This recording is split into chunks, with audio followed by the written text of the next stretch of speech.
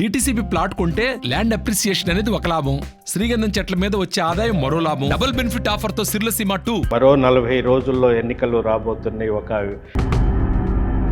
మీరు ఈ నేపథ్యంలోనే తెలుగుదేశం పార్టీకి రాజీనామా చేసి గత ఎన్నికల్లో నామినేషన్ వేసే రోజే నేను చంద్రబాబు నాయుడు గారిని కలుస్తూ పలుమార్లు మీ అల్లూరు ప్రాంత వాసి మీకు టికెట్ రానికుండా అడ్డుపడ్డారన్నాం. ప్రాంతీయ పార్టీల్లో ఒకరు అడ్డుపడ్డారు, ఒకరు ఇదే ఇంకొకడు వచ్చి మనకు అడ్డుపడేది ఏం లేదు. మీకు టికెట్ రాకుండా జనబలం ఉంది, అంత ఉంది. ప్రజల మీద మనం ఉండేది ఉంది, మనకి కూడా పొగురు ఎక్కువ ఉంటుంది, గర్వం ఎక్కువ ఉంటుంది. మనం ఒకడికి లొంగి జగన్మోహన్ రెడ్డికి కూడా మొన్నటి వరకు లెఫ్ట్ హ్యాండ్ రైట్ హ్యాండ్, మీకు ఇద్దరు ముఖ్యులు. మిత్రత్వం కన్నా పార్టీ అనేది ఒకటి పోయిన తర్వాత నేనేదో కొత్తగా రాజకీయాల్లోకి వచ్చినోడిని కాదు. వెల్కమ్ టు RTV, నేను మీ గయాజ్ని. ఈరోజు మా ముఖ్య అతిథులు వచ్చి మాజీ ఎమ్మెల్యే కోటమిరెడ్డి విష్ణువర్ధన్ రెడ్డి మనతో ఉన్నారు. ఆయనతో మాట్లాడదాం. సార్ నమస్తే. నమస్కారం. చెప్పండి, 2024 ఎన్నికలు అంటే మరో 40 రోజుల్లో ఎన్నికలు రాబోతున్నాయి. ఒక వేడైతే రాష్ట్రంలో రాజకీయ ఎన్నికల వేడి అయిపోయింది. అయితే మీరు ఈ నేపథ్యంలోనే తెలుగుదేశం పార్టీకి రాజీనామా చేసి రేపు ఎల్లుండిలో వైఎస్ఆర్సీపీలో కూడా జాయిన్ కాబోతున్నారు జగన్మోహన్ రెడ్డి సమక్షంలో. అసలు ఎందుకు మీరు తెలుగుదేశం పార్టీకి రాజీనామా చేయాల్సిన పరిస్థితి వచ్చింది? తెలుగుదేశం పార్టీలో గత ఎన్నికల్లో నామినేషన్ వేసే రోజే నేను పార్టీలో చేరడం జరిగింది. ఆ మరుసటి దినం నామినేషన్ వేశా. ఆ ఎన్నికలు అయిన తర్వాత ఆనాటి నుంచి ఇంచుమించు 2 సంవత్సరాల వరకు చంద్రబాబు నాయుడు గారిని కలుస్తూ పలుమార్లు ఎన్నికల రివ్యూ జరపమని అడిగాను. ఆ రివ్యూ జరిపేదానికి ఎందువలనో ఆయన కాలయాపన జరిగింది, ఆయనది చేయలేకపోయినాడు. అన్నిటికన్నా ముఖ్యం మా ప్రాంత నాయకులందరినీ కలిసి విశ్లేషణ జరపండి, మాట్లాడండి అన్నా కానీ పలుమార్లు అపాయింట్మెంట్ ఇచ్చాడు, కానీ ఏ రోజు అదని కన్సిడర్ చేయలేకపోయినాడు.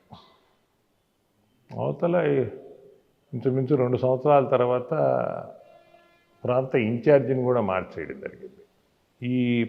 ఈ సమయంలో మేము అన్ని పార్టీ కార్యక్రమాలు, పార్టీ పిలుపు మేరకు ఏ కార్యక్రమం చెప్పినా అన్నీ నేను కానీ నాతోటి ఉన్న వాళ్ళందరూ కానీ కార్యక్రమాలు చేసిన ఎందువల్ల పార్టీ ఇన్ఛార్జీలు మార్చడం జరిగింది. ఎందుకు మార్చారని కూడా నేను అవతల అడగలే. కొన్ని రోజులు మనం సైలెంట్గా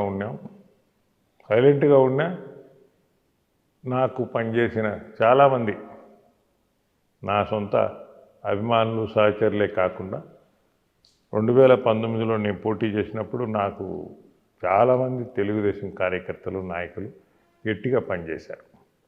వాళ్ళందరూ ఏ సమస్య నా దృష్టికి తీసుకొచ్చినా వాటన్నిటి మీద స్పందించి వారికి అందుబాటులో ఉండి పనిచేస్తూ వచ్చా ఈ 3 సంవత్సరాలు కూడా.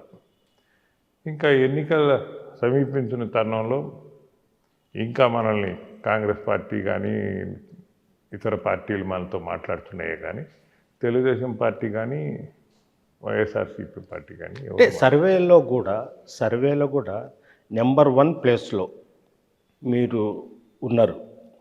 అంటే వాళ్ళు బయట పెట్టకపోవచ్చేమో, ఈ నెంబర్ 1 ఉన్నారు. సర్వే టీములు కూడా నన్ను అప్రోచ్ అయినారు. ఓకే, మీరు మా నాయకులతో మాట్లాడండి, సర్వే టీంలో మీరే ఉన్నారని కూడా చెప్పడం జరిగింది. నేను ఇంత అప్రోచ్ అయ్యి నన్ను కలిసేదానికి అవకాశం ఇలా. ఇప్పుడు నేను వచ్చి కలవాలంటే నాతో మాట్లాడమనంటే అవతలు చూస్తామని చెప్పాను నేను. వాళ్ళు మాట్లాడలే, నేను మాట్లాడలే. ఇంకా ఎన్నికలు నోటిఫై అయ్యే తరుణంలో వేమిరెడ్డి ప్రభాకర్ రెడ్డి గారిని పలుమార్లు నేను కలిసి అడుగున్నా. వైఎస్ఆర్సీపీలో పోటీ చేసేదానికి, ఆయన వైఎస్ఆర్సీపీలో ఉన్నప్పుడు పోటీ చేసేదానికి ఏదైనా అవకాశం ఉంటే, ఆయన పార్లమెంట్కి పోటీ చేస్తున్నారు కాబట్టి శాసనసభకి పోటీ చేసేదానికి అవకాశం ఉందని అడిగా. ఆయన కూడా నేను ప్రయత్నం చేస్తారని చెప్పున్నారు. కానీ ఎందువలన వేరే వ్యక్తిగత కారణాల వల్ల ఆయన విభేదించి బయటకు పోవడం జరిగింది. ఆయన కూడా అప్పట్లో వైఎస్ఆర్సీపీలో ఉన్నప్పుడు నెల్లూరు సిటీ తర్వాత ఉదయగిరి, కావలి మార్చమని కూడా జగన్మోహన్ రెడ్డి కోరినట్టు. కోరినారని ఆయన కూడా చెప్పాడు నాతో. ఆయన అభ్యర్థుల పేర్లు చెప్పలేదు కానీ ఈ ప్రాంతంలో మారిస్తే బాగుంటుందని ఆయన సూచన చెప్పినట్టున్నాడు. అది ఇందువలన పార్టీ అధ్యక్షుడు దాని మీద నిర్ణయం తీసుకోలేదనో ఏదో కారణం చేత వారు విభేదించి వెళ్ళిపోవడం జరిగింది. విభేదించిన తర్వాత కూడా వారు నన్ను కలవడం జరిగింది. నేను వారికి చెప్పా, మీరు తెలుగుదేశం పార్టీలోనే ఉండా, నేను ఆలోచించాను అని. ఆయన నేను ఇంకా పార్టీలో చేరలేదు కదా చూస్తానన్నారు. అవతల జరిగిన పరిణామాలు ఏదంటే పార్టీలు టికెట్లు డిసైడ్ అవ్వడం జరిగింది. వేమిరెడ్డి ప్రభాకర్ రెడ్డి గారు ఆయన పార్లమెంట్కి, వారి సతీమణి కోవూరు శాసనసభకి పోటీ చేస్తున్నారని చెప్పడం జరిగింది. ఇంకా ప్రతిపక్ష పార్టీ అయిన వైఎస్ఆర్సీపీ తరఫున మనతోటి కాకాణి గోవర్ధన్ రెడ్డి గారు వచ్చి మాట్లాడడం జరిగింది. అప్పుడు వారికి కూడా మనం చెప్పడం ఏంటంటే మనం శాసనసభకు పోటీ చేయాలనే ఉద్దేశంతో ఉన్నాం, టికెట్ ఇప్పించండి అని అడిగాం. ముఖ్యమంత్రి గారితో మాట్లాడిస్తానని అన్నారు. వారు ఆ పని చేయలేకపోయినారు. అవతల ఇంక ఇతరులు కూడా నాతో మాట్లాడడం జరిగింది. వాళ్ళందరూ కూడా ముఖ్యమంత్రితో మాట్లాడిస్తాం ఇదిగో అదిగో అన్నారు. కానీ ఎవరు విజయసాయిరెడ్డి గారు వచ్చి నేను పోటీ చేస్తున్నాను, నాకు సహకరించమని వారు కోరడం జరిగింది. ఇప్పుడు కూడా మేము పోటీ చేయాలని నేను కానీ నా సహచరులు అందరూ కూడా చెప్పడం జరిగింది. ఆఖరాసారి పోటీ చేస్తున్నాం. మేము విష్ణు శంకారామం అని 1.5 సంవత్సరం ముందు నుంచి జనాల్లోకి పోయి అలాగనే కొనసాగిస్తాం. ఆఖరాసారి నాకు కూడా వయసు మీరిపోయింది చెప్పాం. నేను పార్టీ అధ్యక్షుడిని కాదు కదా నేను ఇచ్చేదానికి, మీరు నేరుగా పార్టీ అధ్యక్షులు వారితో మాట్లాడండి, ఆయన అభిప్రాయం మీరు తెలుసుకోండి, ఆయనైతే వీలైనంత వరకు ఆయన మార్చడేమో అని అన్నారు. అయినా మేము మాట్లాడి చూస్తామని పోయినాం. పార్టీ అధ్యక్షుడి గారితో మాట్లాడడం జరిగింది. అంటే ఇటీవల కాలంలో విష్ణువర్ధన్ రెడ్డి ఎన్నికల్లో పాల్గొంటున్నారు అని ఇండిపెండెంట్గా వచ్చేదో అంటే ఈ నియోజకవర్గంలో కావలి నియోజకవర్గంలో సుమారు 40-50 వేల మంది పేర్లతో పిలిచేంత పరిచయాలు ఉండే గ్రామాల్లో ఇది ఖచ్చితంగా ఆయన అంటే ఇది మీరు పార్టీ టికెట్ ఉంటే బాగుంటుందనే లేదంటే ఎట్లా ఏమైనా భయపడ్డారా? భయపడ్డం కాదు, మేము ప్రత్యక్ష ఎన్నికల్లో పాల్గొనాలని నేను కానీ నా సతీమణి కానీ నా సహచరులు డోర్ టు డోర్ కూడా స్టార్ట్ చేసేసాం. అవును, ఇంచుమించు 20 రోజులు డోర్ టు డోర్ తిరిగింది, వివిధ కాలనీలన్నీ తిరిగేసాం. కాంగ్రెస్ పార్టీ నాయకత్వం కూడా నాతో మాట్లాడడం జరిగింది. ఇంచుమించు డేట్స్ కూడా ఫిక్స్ చేసాయన్నప్పుడు విజయసాయిరెడ్డి గారు వచ్చి అధ్యక్షుడి దగ్గరికి తీసుకుపోతానన్న తర్వాత మా పార్టీ వాళ్ళు కూడా మాతో ఉండే సహచరులు అందరూ కూడా, నేను ఒక్కడు కాదు మాట్లాడింది, అందరూ విజయసాయిరెడ్డి గారితో మాట్లాడారు. చాలామంది వాళ్ళు ఒక 40-50 మంది విజయసాయిరెడ్డి గారితో మాట్లాడడం జరిగింది. వాళ్ళందరితో ఆయన మాట్లాడిన తర్వాత ఆయన సరే మాట్లాడిన తీరు, ఎక్స్ప్లెయిన్ చేసిన తీరు కొంచెం ఇంప్రెస్ అయినారు మన వాళ్ళు.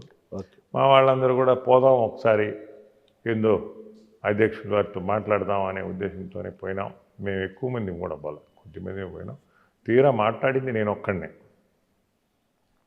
ముఖ్యమంత్రి గారు రిసీవ్ చేసుకున్న తీరు కానీ, ఆయన ప్రవర్తించిన తీరు కానీ, ఆయన చెప్పిన మాట కానీ, నేరుగా ఆయన ఏం చెప్పారంటే గతంలో ఏదో చెప్పాను, చెప్పింది పొరపాటు, జరిగిపోయింది పొరపాటు, మీద అది రిపీట్ కాదు, నేను ఐ విల్ టేక్ కేర్ అని చెప్పడం జరిగింది. మళ్ళీ ఎమ్మెల్సీ ఇస్తానని నేను చెప్పారు, అవన్నీ మాకు వద్దని కూడా చెప్పాను. నేను ఇంతకుముందు కూడా చెప్పా, ఇప్పుడు అదే మాట చెప్పాను. లేదన్నా నా పక్కనుండు, ఐ విల్ టేక్ కేర్ అని అన్నారు. హామీ ఆ మాట ఇంప్రెస్ అయినా. అంటే ఏదైనా ఒక నాయకుడి లక్షణం ఫేస్ చేసి నేరుగా మాట్లాడడం కరెక్ట్. చంద్రబాబు నాయుడు గారు నన్ను ఫేస్ చేసేదానికే ఏదేదో సాకులు చెప్పి నన్ను అవాయిడ్ చేసి చేయడం తప్ప నేరుగా నన్ను కలిసి మాట్లాడలే. ఏం జరిగింది అనే దానికి కూడా ఆయన చెప్పే పరిస్థితి లేకపోతే, అందువల్ల ఈ డిసిషన్, ఈ మాట మాట్లాడిన తర్వాత కండవా వేసుకోమన్నా వేసుకోలేదు. ఆ రోజు నేను కలిసినప్పుడు కూడా పార్టీలో చేరిపోండినా మీరు ఉండండి అంటే కూడా అటువంటి ఆయనకి చెప్పింది ఏంటంటే మా వాళ్ళందరితో మాట్లాడి అందరి అభిప్రాయంతో అందరం కలిసి వచ్చి చేరుతారు. అందరినీ మాట్లాడుకొని అందరినీ కలుపుకొని తీసుకొచ్చి నేను ఒక్కడనే చేరినందువల్ల ఏం లాభం. ఎప్పుడు చేరబోతున్నారు, ఎక్కడ చేరబోతున్నారు? ఇదే ఈరోజు మార్నింగ్ మాకు విజయసాయి రెడ్డి గారు ఇన్ఫర్మేషన్ ఇచ్చారు. 4వ తేదీ మార్నింగ్ మార్నింగ్ 9 లోపల వారిని కలవడం జరుగుతుంది. Naidupeta program between Naidupeta and Kalahasti. Kalahasti. ఆయన విడిది ఎక్కడుంటే అక్కడ ఓకే. మేము ఆ రోజు అందరం కలుస్తాం. వీలైనంత వరకు అందరికీ ఆయన చేత కండవా వేయించాలని ప్రయత్నం చేస్తాం. సమయాభావం పరిస్థితిని బట్టి దానికి అనుగుణంగా మేము అందరం చేస్తాం. తెలుగుదేశం పార్టీలో మీ అల్లూరు ప్రాంత వాసి అనుకోవచ్చు, మీకు టిక్కెట్ రానికుండా అడ్డుపడ్డారన్న వాస్తవం అది.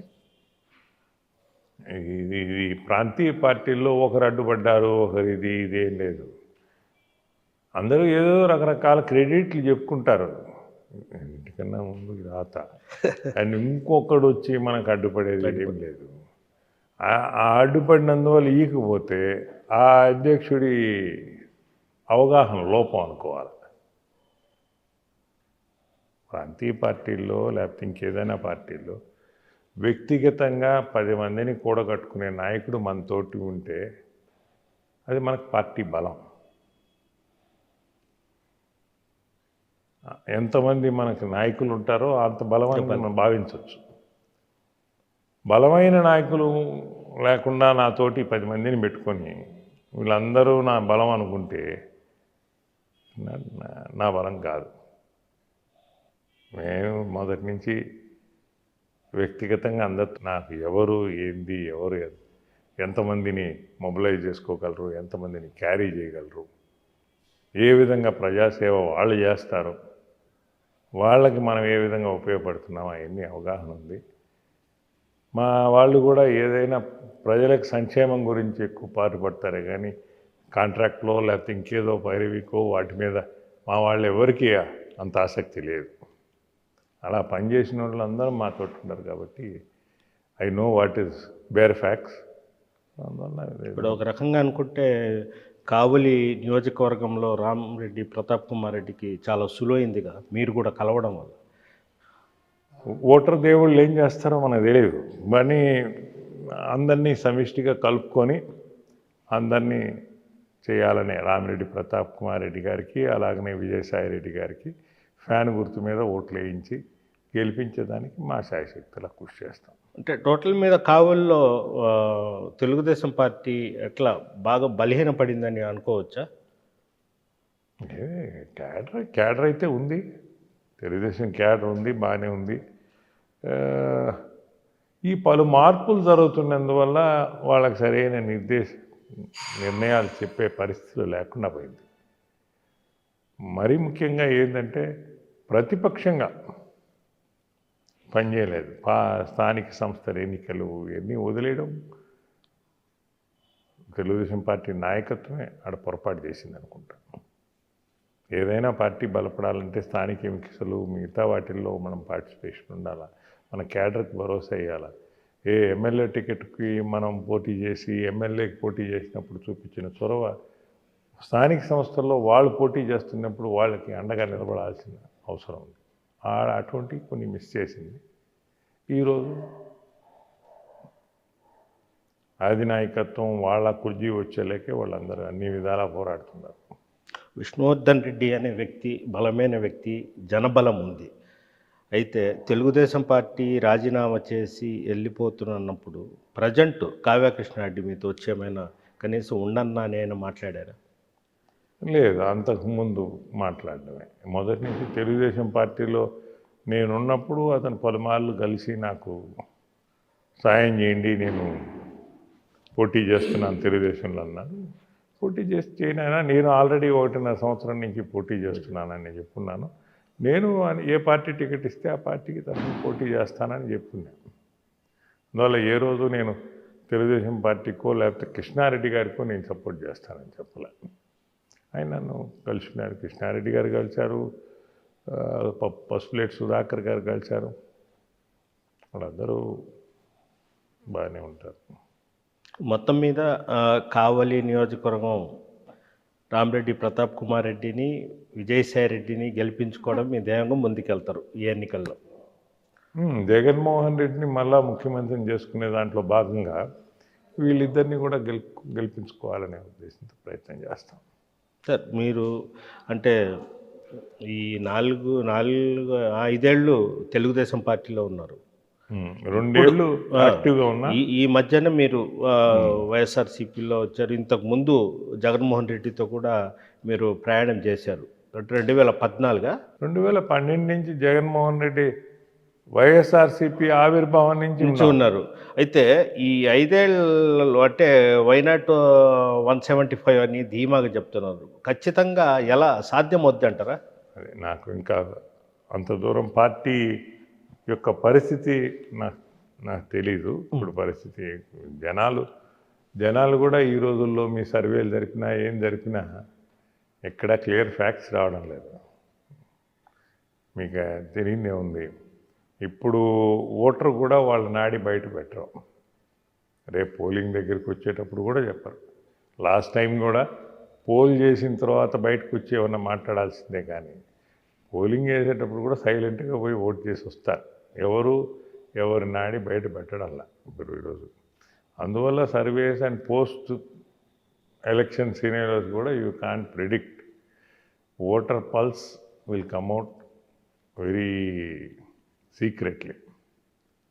అంటే మీకు టికెట్ రాకుండా కనీసం మీరు అంటే మీ జనబలం ఉంది, అంత ఉంది, టికెట్ కాడికి పోయేటప్పటికి బ్యాక్ అవుతున్నారు. అది ఎక్కడ ఈ లోపం ఎక్కడ? చాలా కారణాలు ఉన్నాయి. ఇప్పుడు ప్రస్తుత రాజకీయాల్లో నా ఓటోడు పెద్ద ఇవ్వలేడు. చాలా ప్రజల్లో మనకు ఉన్నందువల్ల అదేం పెద్ద అడ్వాంటేజ్ కూడా కాదు. దానివల్ల కొంత డిసడ్వాంటేజ్ ఉంటుంది. ప్రజల మీద మనం ఉండేది ఉంది, మనకి కూడా పొగురు ఎక్కువ ఉంటుంది, గర్వం ఎక్కువ ఉంటుంది. ఇవన్నీ మనం ఒకడికి లొంగి ఎవరు చెప్పినా సర్దుబాటు కాము. ఇటువంటివన్నీ కొన్ని ఉంటాయి. కొన్ని లక్షణాలు దాంతోపాటు ఇవి కూడా ఉంటాయి. కాబట్టి ఈ ప్రజానాయకులు అర్థం చేసుకోగలరు. ఇప్పుడు నాతో ఉన్నోళ్ళు కొంతమంది వాదిస్తారు, వివేదిస్తారు.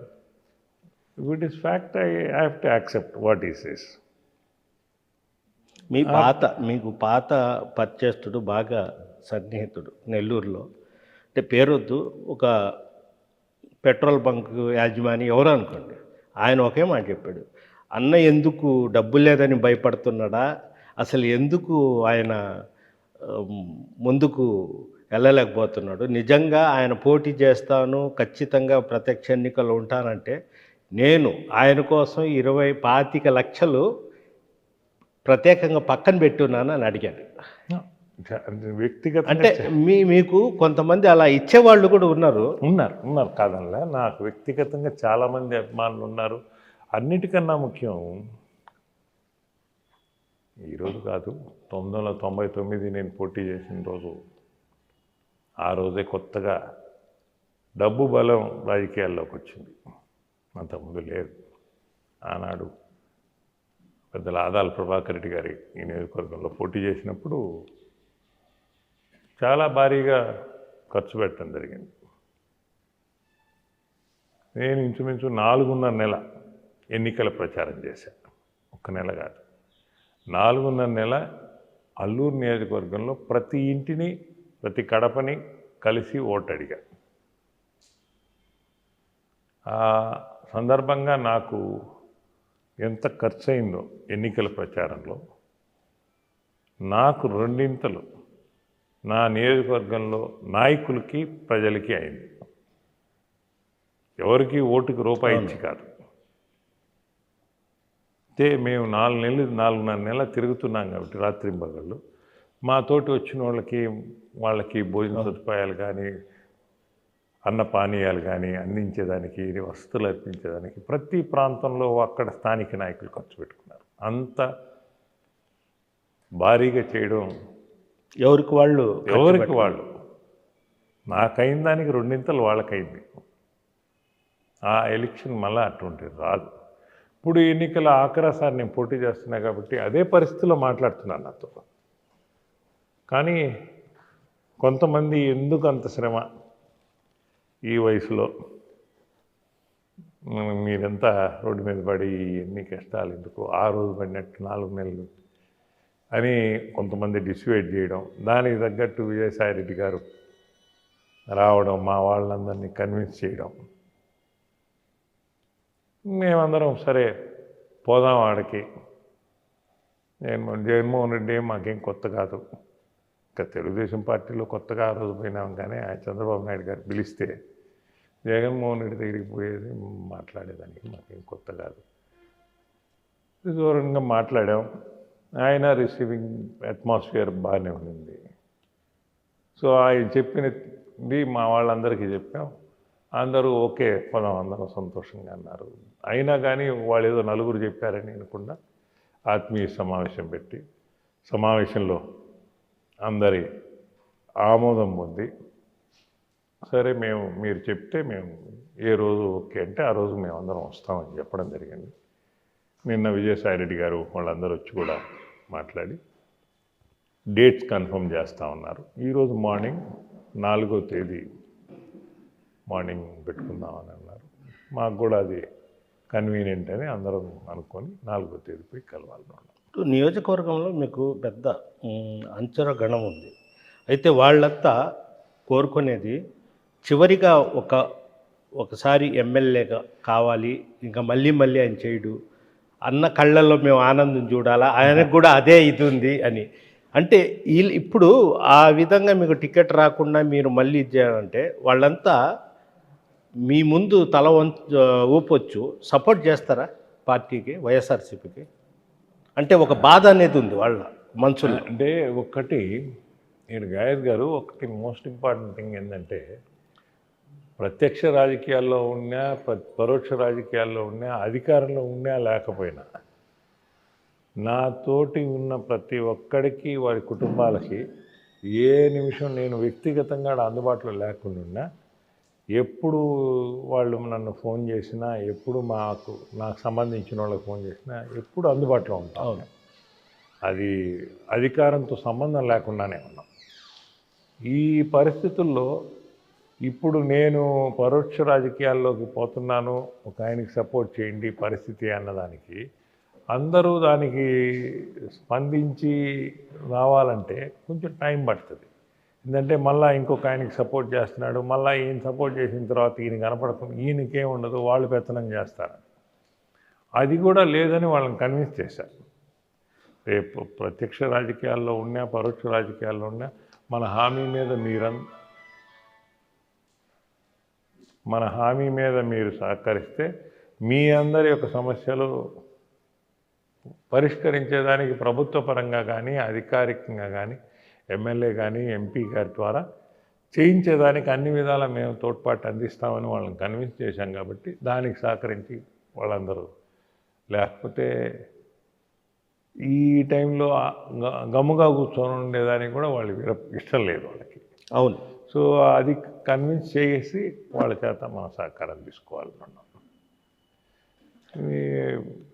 గతంలో 1-2 పొరపాట్లు జరిగి ఉండొచ్చు, ఆ పొరపాట్లు మళ్ళీ పునరావృతం కావు అనేది వాళ్ళకి కన్విన్స్ చేస్తున్నాం. అంటే మీ వర్గం కావచ్చు, మీ అనుచరులు కావచ్చు, వాళ్ళకి ఏంటంటే ఒక ఆశ, విష్ణువర్ధన్ రెడ్డి అన్న ఏదో ఒక పదవిలో ఉంటే బాగుంటేది అనేది వాళ్ళ ఒక ఇది.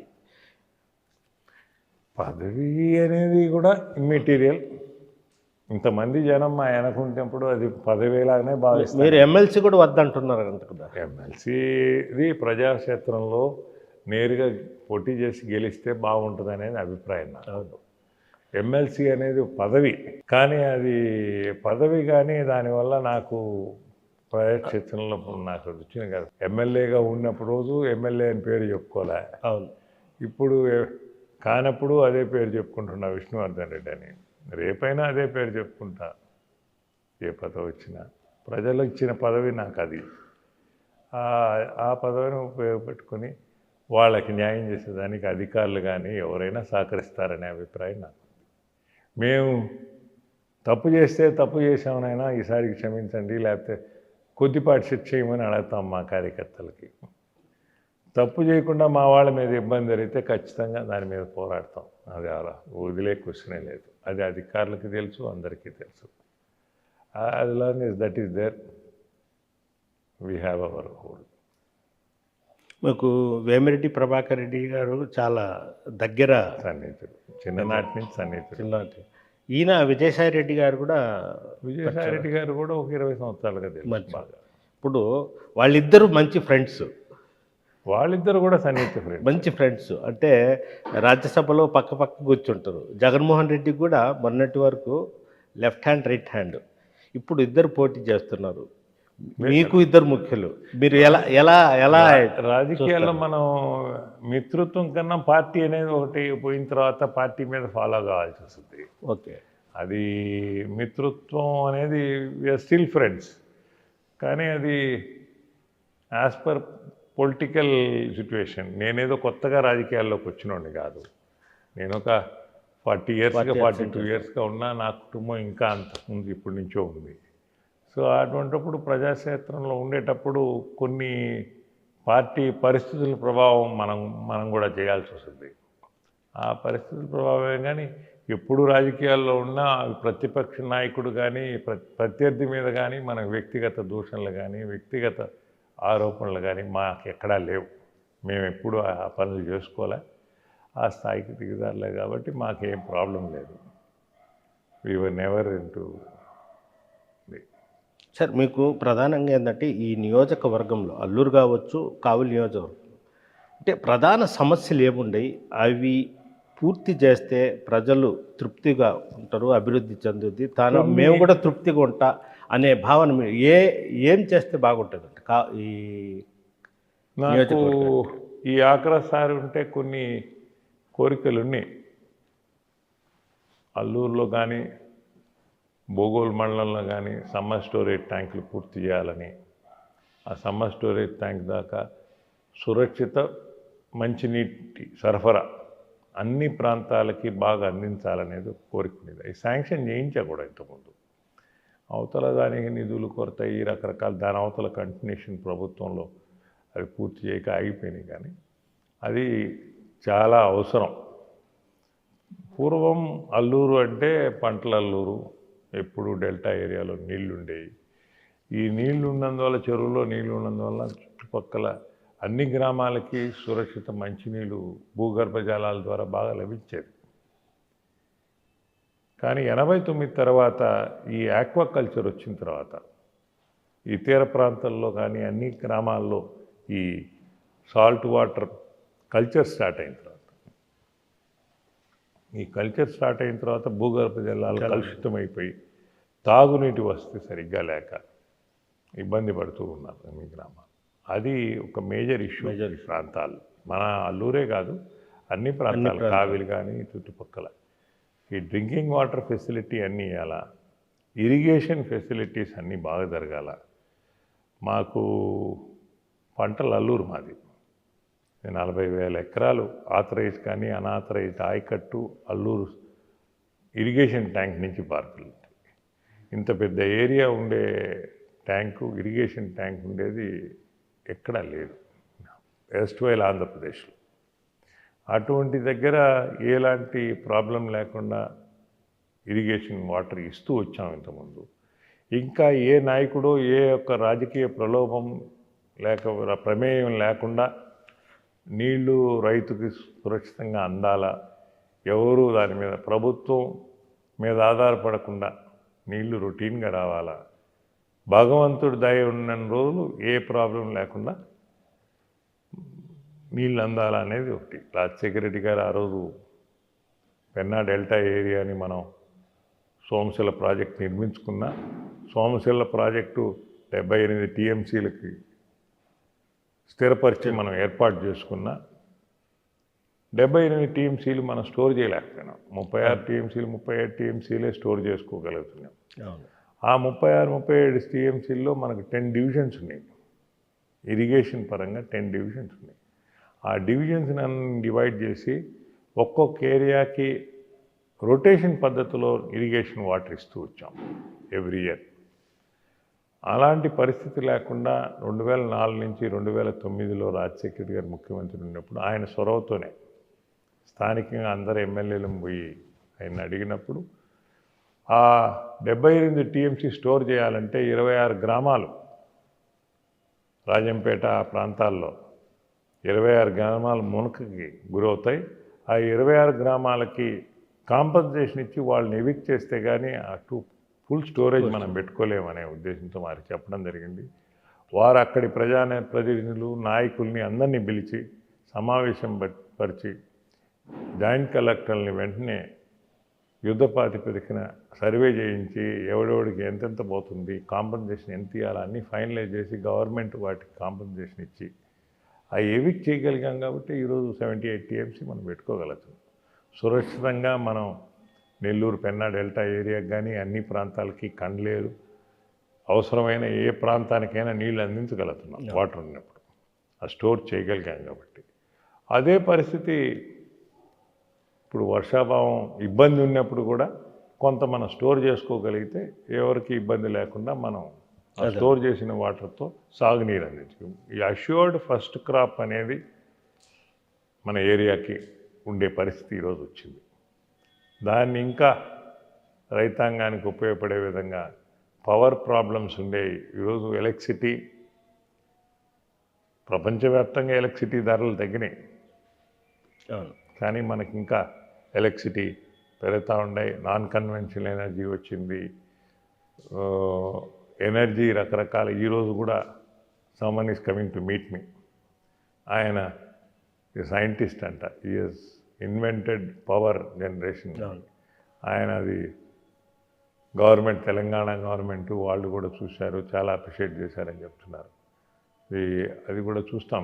What ever way we can give power అంటే సరసమైన ధరలో ఇచ్చి అన్ని మౌలిక సదుపాయాలు ప్రజలకు అందిస్తే మోడల్గా మన ప్రాంతం ఏర్పాటు చేసుకుందామని. చివరిగా అంటే మీరు వైఎస్ఆర్సీపీలో అంటే రేపే నెల్లుడైనా జాయిన్ కాబోతున్నారు. అదేవిధంగా మళ్ళీ 2024లో సీఎం జగనే కావాలి, నెల్లూరు జిల్లాలో విజయసాయి రెడ్డి గెలవాలి, 10కి 10 ఉమ్మడి జిల్లాలో. అంటే మీ కావలి నియోజకవర్గ ప్రజలకు, మీ అనుచరులకు చివరిగా మీరు ఎలాంటి సందేశం ఇస్తారు? ప్రభుత్వ పరంగా ఈరోజు అధికారంలో ఉన్న ప్రభుత్వం ఏదో నవరత్నాలని కొన్ని హామీలు ఇవ్వడం జరిగింది. ఆ హామీలు నెరవేర్చే దాంట్లో జగన్మోహన్ రెడ్డి గారి చిత్తశుద్ధితోనే తన వంతు పనిచేసి అవన్నీ అందించి తన యొక్క క్రెడిబిలిటీ కాపాడుకున్నాడు. 1-2 సమస్యలు ఆయన చెప్పినవి చేయలేకపోయినాడనేది కూడా మనకు కూడా తెలుస్తుంది. ఒకటి మరి ముఖ్యంగా మద్యపాన నిషేధం అమలు పరుస్తానన్నాడు. ఆ మద్యపాన నిషేధం ఈరోజు మనకు తెలుసు, దానిలో ఉండే లొసుకులు ఎన్ని ఉన్నాయి, ఎన్ని ఇబ్బందులు ఉన్నాయి. అది క్రమేణా చేయగలను అనే రకంలో ఆయన చెప్పడం జరిగింది. అది రెక్టిఫై చేసుకుంటాడేమో రాబోయే రోజుల్లో. కానీ చెప్పిన వాగ్దానాలని నెరవేర్చే దాంట్లో ఆర్థిక లోటు ఉన్నా, ఎన్ని ఇబ్బందులు ఉన్నా అవి నెరవేర్చేదానికి గట్టిగా కృషి చేశాడు. ఒక నిబద్ధత గల నాయకుడిగా ప్రూవ్ చేసుకున్నాడు. కాబట్టి మళ్ళా తన నిబద్ధతని నిలబెట్టుకుంటూ ఇంకా రాష్ట్రాన్ని అభివృద్ధి పరిచే దాంట్లో కొంచెం రాష్ట్రం కొత్తగా ఏర్పడిన రాష్ట్రంలో ఇబ్బందులు ఇంకా ఎదుర్కొంటున్నాం. ఆ అభివృద్ధి పరిచే దాంట్లో మోర్ ఇండస్ట్రియల్ డెవలప్మెంట్ తీసుకొచ్చే దాంట్లో ముఖ్యమంత్రి గారు గట్టిగా మళ్ళీ ఈసారి అవకాశం ఇస్తే అవన్నీ చేసి ఈ ప్రాంత అభివృద్ధికి బాగా తీసుకొస్తాడని, మరి ముఖ్యంగా యువతకి అవకాశం కల్పించే విధంగా తీసుకొస్తాడని అభిప్రాయపడుతున్నా. దీన్ని దృష్టిలో పెట్టుకుని మన ప్రజానికం అందరూ జగన్మోహన్ రెడ్డిని బలపరిచి రాబోయే ఎన్నికల్లో వారిని మళ్ళా ముఖ్యమంత్రిని చేసుకోవడానికి విజయసాయి రెడ్డి గారిని, ఎమ్మెల్యే గారిని ఇద్దరిని గెలిపించేదానికి ప్రయత్నం చేస్తారని వాళ్ళందరినీ వేడుకుంటున్నాను. ఓకే, థ్యాంక్ యూ సార్, మీ అమూల్యమైన సమయానికి. Thank you very much. మరిన్ని వీడియోస్ కోసం ఛానల్ ని సబ్స్క్రైబ్ చేయండి, లేటెస్ట్ అప్డేట్స్ కోసం వాట్సాప్ ఛానల్ ని ఫాలో చేయండి అండ్ లింక్ డిస్క్రిప్షన్ లో ఉంది.